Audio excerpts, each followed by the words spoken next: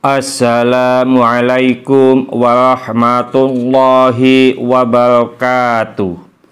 Kali ini saya ingin membahas tadabbur Al-Quran yang berkenaan dengan Fir'aun membunuh semua anak laki-laki. Hal ini terdapat di surat Al-Baqarah ayat 49 yang berbunyi A'udzubillahi minasyaitonirrajim. Bismillahirrahmanirrahim. Wa id najjaynakum min ali fir'auna yasumunakum su'al 'adzabi yudabbihuna abna'akum wa yastahyuna nisa'akum wa fi dzalikum bala'um min rabbikum 'adzim.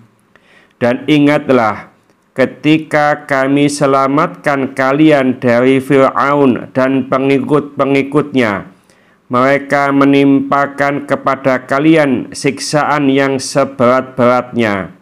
Mereka menyembelih anak kalian yang laki-laki dan membiarkan hidup anak kalian yang perempuan. Dan pada yang demikian itu terdapat cobaan-cobaan yang besar dari Tuhan kalian. Allah Subhanahu wa ta'ala berfirman, ingatlah hai Bani Israel akan nikmatku yang telah kulimpahkan kepada kalian, yaitu ketika kami selamatkan kalian dari Fir'aun dan pengikut-pengikutnya yang telah menimpakan kepada kalian siksaan yang berat-berat. Maksudnya, aku selamatkan kalian dari mereka, dan aku luputkan kalian dari tangan kekuasaan mereka, karena kalian mengikut kepada Nabi Musa alaihissalam. Fir'aun dan bala tentaranya di masa lalu mendatangkan dan menguasakan serta menimpakan kepada kalian siksaan yang paling buruk. Pada mulanya Fir'aun bermimpi tentang hal yang sangat mengejutkan dirinya dan membuatnya ngeri. Dia melihat api keluar dari Baitul Muqaddas, lalu api tersebut memasuki semua rumah orang-orang Qibti atau Egypt di negeri Mesir, kecuali rumah-rumah kaum Bani Israel. Takbir mimpi tersebut menyatakan bahwa kelak kerajaan Fir'aun akan lenyap di tangan salah seorang lelaki dari kalangan Bani Israel. Setelah Fir'aun mendapat takbir tersebut, kemudian dilaporkan kepadanya bahwa orang-orang Bani Israel meramalkan akan munculnya seorang lelaki dari kalangan mereka yang kelak akan berkuasa di kalangan mereka dan mengangkat nasib mereka. Demikian yang disebutkan di dalam hadis Al-Futun, seperti yang akan dijelaskan nanti pada tempatnya, yaitu dalam tafsir surat Toha insyaallah. Maka pada saat itu juga Fir'aun yang terkutuk itu memerintahkan agar setiap bayi laki-laki yang baru lahir di kalangan Bani Israel harus dibunuh dan membiarkan hidup bayi-bayi perempuan. Lalu dia memerintahkan pula agar kaum lelaki orang-orang Bani Israel ditugaskan untuk melakukan pekerjaan-pekerjaan yang berat lagi hina. Di dalam ayat ini, siksaan ditafsirkan atau dijelaskan dengan penyembelihan bayi-bayi laki-laki mereka. Sedangkan dalam surat Ibrahim memakai ungkapan ataf, yaitu dalam firman Allah, A'udzubillahi minasyaitonirrajim, yasumunakum su'al 'adzabi yudabbihuna abna'akum wa yastahyuna nisa'akum. Mereka menyiksa kalian dengan siksaan yang pedih, dan mereka menyembelih anak-anak laki-laki kalian serta membiarkan hidup anak-anak perempuan kalian. Surat Ibrahim ayat 6. Tafsir mengenai pengertian ini akan dijelaskan nanti dalam permulaan surat Al-Qasas insyaallah. Makna yasumunakum ialah menguasakan kepada kalian, yakni menimpakan kepada kalian. Demikian pendapat Abu Ubaidah. Menurut pendapat lain, arti yasumunakum ialah terus-menerus menyiksa kalian, sama halnya dengan kata-kata saimatul ghanam yang diambil dari makna terus-menerus menggembalakan ternak kambing. Demikian yang dinukil oleh Al-Qurtubi. Sesungguhnya dalam ayat yang dikatakan a'udzubillahi minasyaitonirrajim, yudabbihuna abna'akum wa yastahyuna nisa'akum, mereka menyembelih anak kalian yang laki-laki dan membiarkan hidup anak kalian yang perempuan. Surat Al-Baqarah 49. Tiada hal tersebut hanyalah sebagai tafsir dan penjelasan dari siksaan yang menimpa mereka yang disebutkan pada kalimat sebelumnya, yaitu yasumunakum su'al adzab. Mereka menimpakan kepada kalian siksaan yang seberat-beratnya. Ayat-ayat tersebut merupakan tafsir atau penjelasan dari firman sebelumnya, yaitu a'udzubillahi minasyaitonirrajim, udhkuru ni'matiyallati an'amtu alaikum. Ingatlah akan nikmatku yang telah aku anugerahkan kepada kalian.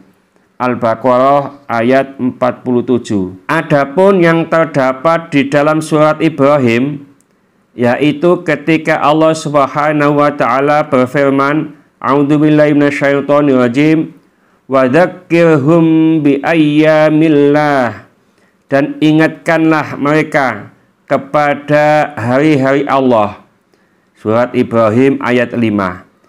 Yakni pertolongan-pertolongan dan nikmat-nikmatnya kepada mereka.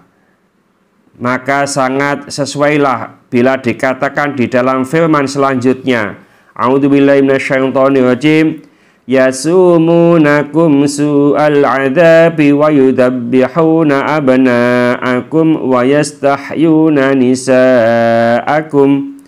Mereka menyiksa kalian dengan siksa yang pedih, dan mereka menyembelih anak-anak laki-laki kalian serta membiarkan hidup anak-anak perempuan kalian. Surat Ibrahim ayat 6. Dalam surat ini lafadz adzaba, menyembelihan, diatofkan kepada lafadz yasumunakum untuk menunjukkan makna berbilangnya nikmat dan pertolongan Allah Subhanahu wa taala kepada kaum Bani Israel. Fir'aun merupakan isim alam untuk nama julukan bagi seorang raja kafir dari bangsa Amalik dan lain-lainnya atau di negeri Mesir.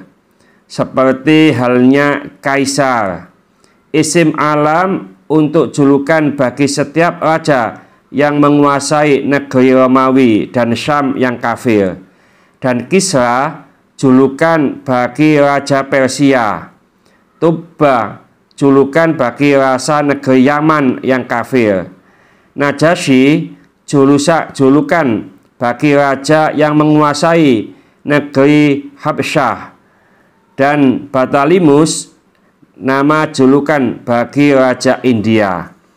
Menurut suatu pendapat, nama Fir'aun yang hidup sezaman dengan Nabi Musa alaihissalam adalah Al-Walid ibnu Mus'ab ibnu Rayyan. Menurut pendapat lainnya bernama Mus'ab ibnu Rayyan. Dia termasuk salah seorang keturunan dari Amlik ibnu Aud ibnu Iram ibnu Sam ibnu Nuh. Sedangkan nama kunyahnya ialah Abu Murrah. Ia berasal dari Persia, yaitu dari istakhar. Apapun asalnya, dia semoga laknat Allah atas dirinya.